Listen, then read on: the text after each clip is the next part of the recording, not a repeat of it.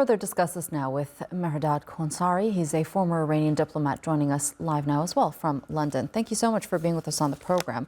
Now, Iran has said that it had informed the United States prior to the attack that it was going to be a limited attack for self-defense purposes only. But many experts believe that this wasn't a successful response for Iran. In fact, it worked in Israel's favor by changing the headlines and diverting the international community's attention from Gaza to the Iran-Israel tensions.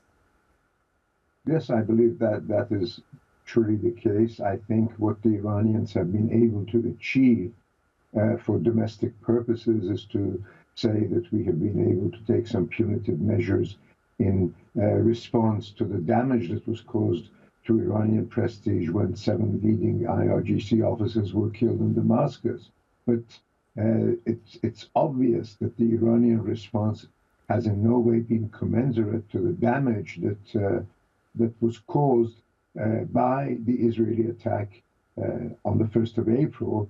And at the same time, as you very correctly suggested, their actions has in a sense shot themselves in the foot because of the fact that they have reversed the negative narrative that was condemning Israel for its excessive actions or behavior in Gaza, and now essentially offers the Israeli government more or less a free hand to continue with trying to attain their objectives in Gaza and beyond, and of course poses a threat to the future of Hezbollah and a potential conflict with Hezbollah, which is something that Iran has tried to avoid or has tried to avoid from the outset of this conflict.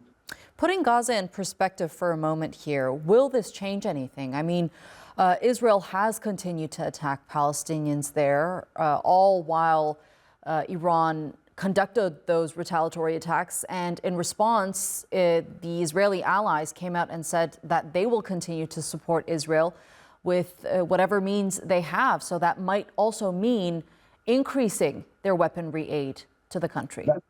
That's exactly it, you know, in the sense that President Biden's language has changed from what it was a week ago to what it was a day ago. And that has removed a great deal of pressure on Israel and Israeli politicians in terms of trying to continue with their endeavors in Gaza.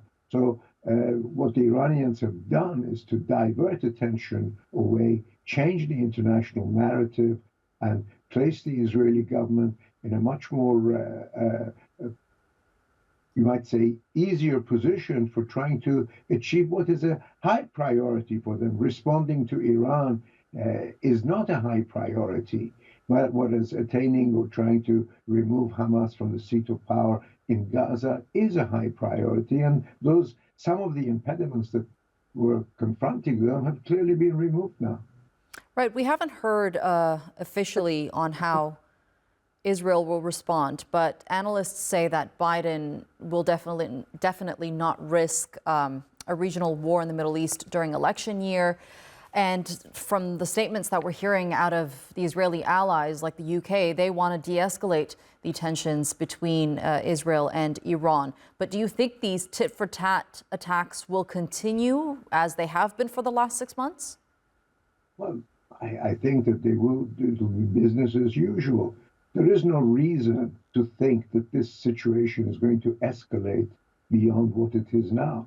The Iranians took some action against Israel. They have told the public at home that we have responded, and they have said publicly that they don't intend to continue attacking Israel directly if there is no attack from Israel. And there is no reason to think that Israel is going to attack Iran in view of the limited damage that this action has caused and the fact that they've been able to reverse the international narrative in their own favor. So they are going to use that most likely to try to achieve other things. But in terms of confronting Iranian proxies in the region, I think that will be business as usual. Minus Hezbollah, the US, Israel, the UK were already engaged in confrontation with Iranian proxies in Syria, Lebanon, or the Houthis. That will continue, and I believe that there is a greater chance now that in the aftermath of the campaign